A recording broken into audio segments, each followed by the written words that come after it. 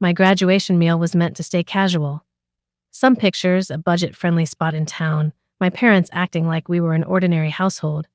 But moments after we took our seats, it all fell apart. My grandpa, the only person who ever gazed at me with genuine pride, lifted his glass and asked, "Lisa, are you tapping into the $850,000 I reserved for your schooling?" The utensil dropped from my aunt's hand. My parents turned rigid. And me, I sensed the world spin because I'd never been told about any account. Before I walk you through what came next, drop a comment telling me where you're reading from. And once you know the full story, what would you have done if your dreams got taken without your knowledge? Growing up, I figured out fast that my family appeared normal on the surface but never felt right deep down. My sister Megan was the star, the kid my parents truly thought would amount to something. They never claimed I couldn't, they simply never claimed I could. And in a home like mine, quiet said more than words. By junior high, the routine was obvious. Megan received chances. I received duties. When she had trouble with math, my parents brought in a coach. When I had trouble, they said it was a solid opportunity to grow toughness. She got a secondhand car for her 16th birthday. I got an organizer and a lecture about self-reliance. I wasn't mad back then, just puzzled and slightly embarrassed that asking for assistance made me seem like a problem. College just widened the gap between us. I held a side job at a coffee shop close to school, clearing tables, and recalling usual orders while balancing courses and loan forms. My outfits always carried a light coffee scent, and my rest time was whatever remained after homework and hours on shift. Whenever I mentioned wanting aid for books, housing, anything, Mom would exhale. "Lisa, you know, money is scarce." Dad would nod like he agreed with some hidden guideline. They repeated the same line every time we wished we could offer more. But somehow, the funds were never too low for Megan. She got assistance with her apartment down payment, then help with her vehicle repairs, later backing for a startup idea that became a full-year venture she never finished. Every time I tried to point out the unfairness, I felt immature, small-minded, unthankful. I convinced myself I was tough enough to handle my own load. I believed that until the evening everything came undone. There were small moments beforehand, little flickers of truth that I didn't recognize. Like the afternoon, I stopped by my parents' house and found an envelope in the garage with my grandpa's name on it, mixed with old holiday decorations. Before I could even read the return address, Mom rushed over, snatched it from my hands, and said, "Old paperwork, don't worry about it." She shoved it into a drawer she normally kept locked. Her smile was tight, rehearsed. Something inside me whispered that she wasn't telling the truth, but I pushed the feeling down the way I always did. Grandpa, my dad's father, lived in another city. He was gentle, thoughtful, and never said things just to fill the silence. Every card he sent me growing up had the same handwritten line, "Keep going, I believe in you." I didn't know he'd been quietly planning for my future. I didn't know he'd trusted my parents to protect something meant for me. And on the night of my graduation dinner, I still didn't understand why Dad kept checking the door like he was waiting for something or someone to arrive. I had no idea my entire life was about to split open.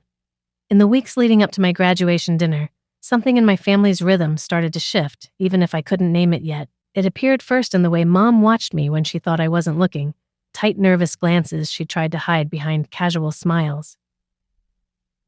Dad grew more talkative than usual, asking questions about my job, my rent, my classes, as if gathering data for a test he didn't want me to know I was taking. At the time, I wrote it off as pride or midlife emotion. They were finally seeing me graduate. I thought maybe that softened something in them. Then Megan showed up to family lunch one Sunday in a new SUV, the kind with leather seats and a dashboard that looked like a small spaceship. When I asked how she afforded it, she laughed and said her business investment had finally paid off. She didn't explain further, and Mom quickly changed to the subject, complimenting her nails, her shoes, anything to keep me from circling back. I let it go, but the questions simmered in me like a slow boil. A few days later, I stopped by my parents' house to return a mixing bowl Mom insisted I had. While walking through the garage, I noticed a plastic bin pushed behind old camping gear. It wasn't the bin that caught my attention, but the envelope sitting on top. My grandpa's name was on it, printed clearly. I reached for it, but before I could turn it over, Mom appeared in the doorway, moving faster than I'd ever seen her move. She snatched the envelope and said it was misplaced paperwork before shoving it inside a cabinet. Her voice shook slightly. That was the first moment something inside me twisted hard enough to hurt. That night, I tried to study for finals, but my mind kept drifting back to the garage. What paperwork of Grandpa's would be sitting in a dusty bin at my parents' house? Why hide it from me? I replayed Mom's face in my memory, the flash of panic, the too quick explanation. A question formed in my mind, sharp and unwelcome. What were they hiding? The turning point came the night before graduation. I heard my parents arguing in the kitchen. Their voices low, but tense enough to vibrate through the hallway. I wasn't trying to listen, but one sentence from my dad froze me in place. "We can't keep this quiet forever," he said. Mom hissed something back, something like she doesn't need to know. Megan needs stability. My stomach twisted. Who was she? What didn't I need to know? And why did Megan's stability always seem to cost me something? I didn't realize I was losing. I lay awake for hours staring at the ceiling, my heartbeat too loud in the stillness of my room. I thought about the envelopes, the unexplained expenses, the nervous glances. I thought about all the years I'd asked for help and been told there was nothing available. I wondered for the first time if the problem wasn't what they couldn't give me, but what they refused to.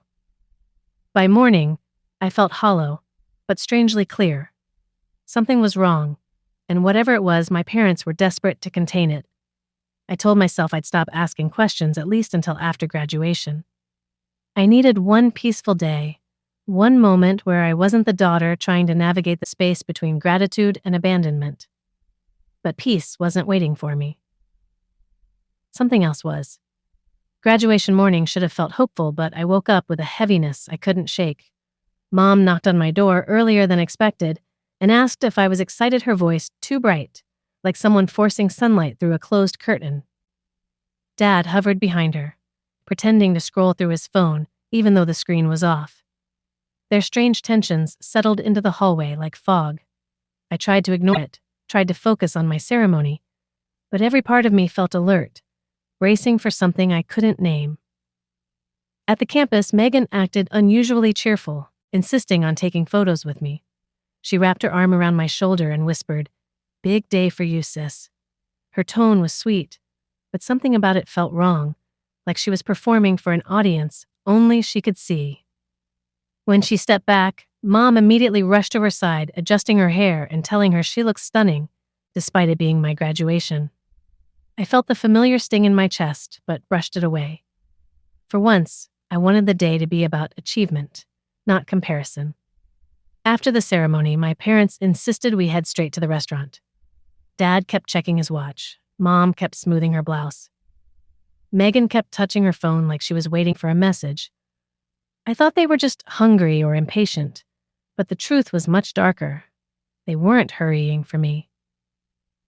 They were hurrying because they were terrified of who else might show up. When we reached the restaurant, I understood why Dad had been watching the door. My grandpa sat at a table near the back, smiling when he saw me. I hadn't expected him. I didn't even know he knew the reservation time. Mom's face tightened the moment she spotted him. Megan froze mid-step. Dad let out a thin, nervous laugh. That was when the air changed, the kind of shift you feel in your bones before your mind can catch up. Grandpa hugged me tightly and told me how proud he was. Something in his voice warmed and steadied me, like I'd finally reached a place where I didn't have to prove anything. But the tension around us was unmistakable. Mom kept bringing her napkin. Megan whispered something to Dad. He shook his head sharply. My instincts sharpened. Whatever secret they'd been guarding was connected to Grandpa, and it was about to surface. During appetizers, Grandpa asked gentle questions about school and work. I answered, honestly grateful for the moment of normalcy. But when he asked about my student loans, Mom's fork paused midair. Megan's eyes widened. Dad cleared his throat. I felt the room tighten. Grandpa noticed too. His expression shifted almost imperceptibly. That was when I felt something inside me collapse. Not dramatically, but quietly, like a bridge losing a single crucial beam. I knew my family was hiding something. I knew it involved money, and for the first time in my life, I wasn't willing to absorb the confusion alone. So instead of shrinking back as I always had, I watched them. I studied every flicker of panic on my mother's face, every forced smile from my father, every restless twitch of Megan's fingers. I held my questions close. I didn't push, not yet. But the old version of me, the one who accepted explanations that never made sense, was gone. A new part of me had surfaced, and steadier and sharper, and I was ready to face whatever truth they were trying so desperately to bury. By the time the entrees arrived, the energy at the table felt nothing like a celebration. It felt like we were all sitting on a live wire. Mom barely touched her plate. Dad kept wiping his glasses even though they were clean. Megan scrolled through her phone with restless fingers, pretending to be bored, but stealing glances at Grandpa every few seconds. The air was thick, as if everyone but me already knew a storm was forming. Grandpa cut into his salmon slowly, his eyes drifting between my parents with a calmness that made the tension worse. He asked a few more soft questions about work. My future plans, the apartment I'd been trying to afford without help. I answered honestly, though my throat felt tight. I kept expecting Mom to interrupt Dad to make an excuse, Megan to throw in some comment to redirect things. But no one did. They were waiting, bracing, worrying about something I couldn't see. Then Grandpa wiped his hands with a napkin, straightened his back, and lifted his glass like he was giving a toast. His smile was warm, but his eyes were sharp. He looked at me, not at my parents, not at Megan, and said, "Lisa, sweetheart, I've been meaning to ask you something important." My chest tightened. Even Mom's breathing halted. Grandpa held his glass midway and finished the question that would split my life into before and after. "Are you using the $850,000 I set aside for your education?" The room silenced so quickly it felt like the air had been sucked out. For a heartbeat, I couldn't move. Then, I heard a loud metallic clatter, my aunt sitting across from me dropping her fork onto her plate. The sound echoed through the restaurant. Several tables turned to stare. Dad's smile froze like wet cement. Mom's face drained of all color, her fingers clenching around her napkin. Megan's phone slipped slightly in her grip. I swallowed hard. What fund I didn't recognize my own voice? It sounded distant, like someone speaking underwater. Grandpa's brows pinched together. Confusion. Then, something else hurt. He set his glass down. "You don't know about it?" He asked, softly, almost whispering. He turned his head toward my parents with a slow, deliberate movement. "You didn't tell her." Mom shook her head violently, as if denying reality itself. "Dad, she must have forgotten. We told her a long time ago." "You didn't," I said quietly. "You never said anything."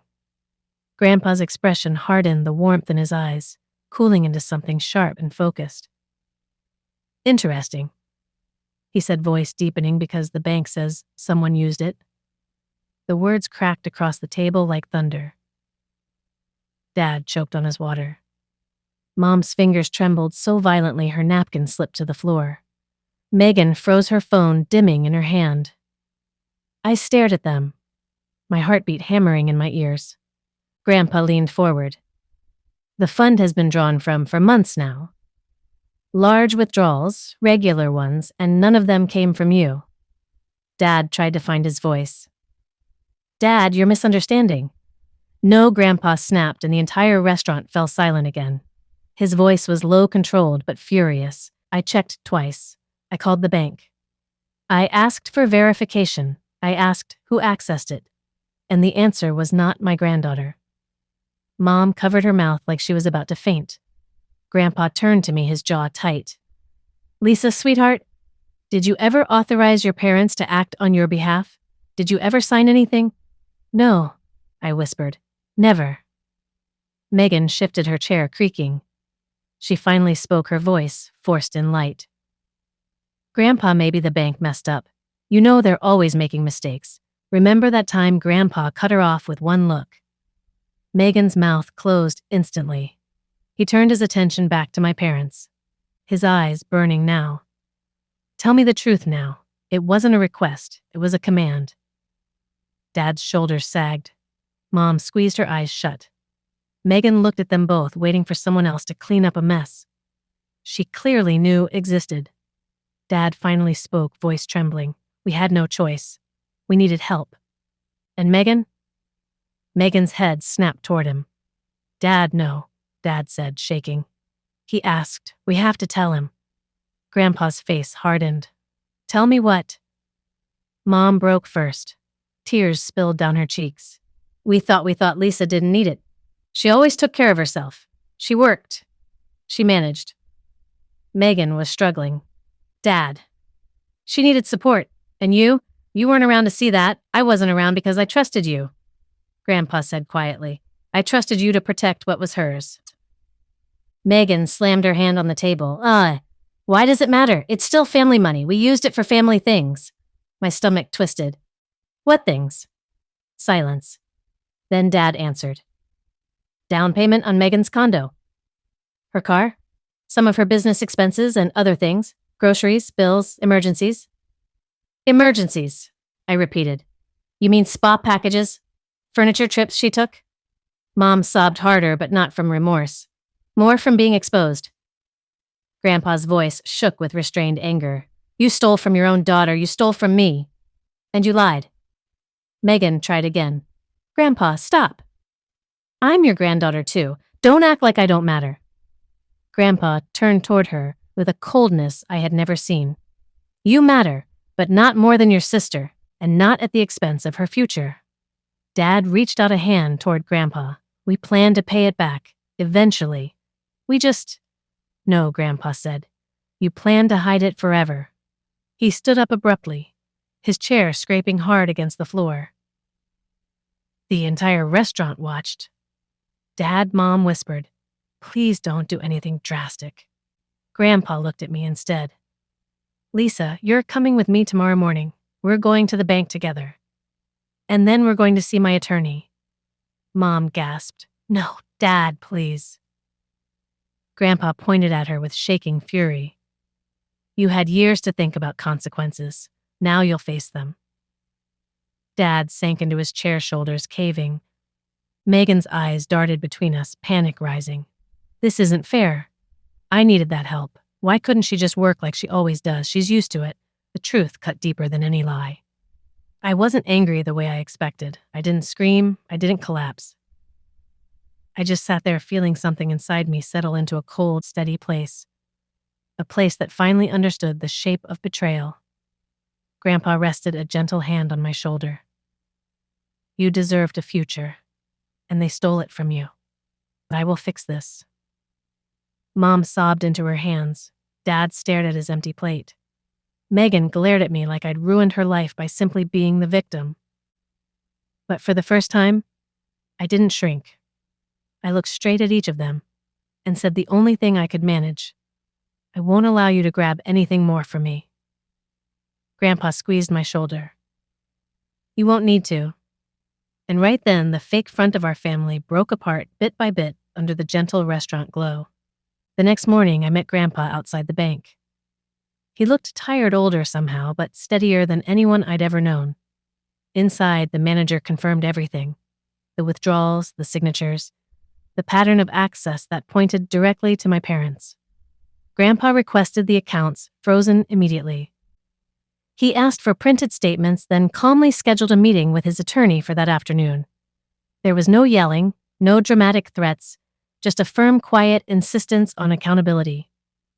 At the attorney's office, I learned the full extent of it.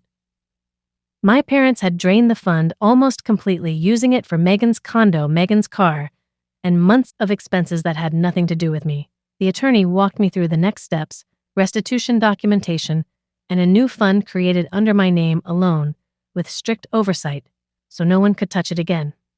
That evening, Grandpa sat with me in my small apartment. He apologized not for their choices, but for trusting the wrong people. I told him he didn't owe me an apology. The betrayal wasn't his. For the first time in years, I felt the ground under me steady.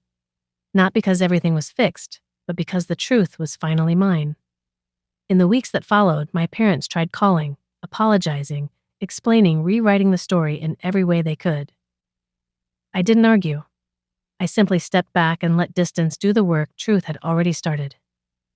Grandpa's new fun gave me security, but his honesty gave me some greater permission to guard myself. If any piece of my experience resonates, let me know where you're reading from, and after learning everything, what would you have done in my shoes?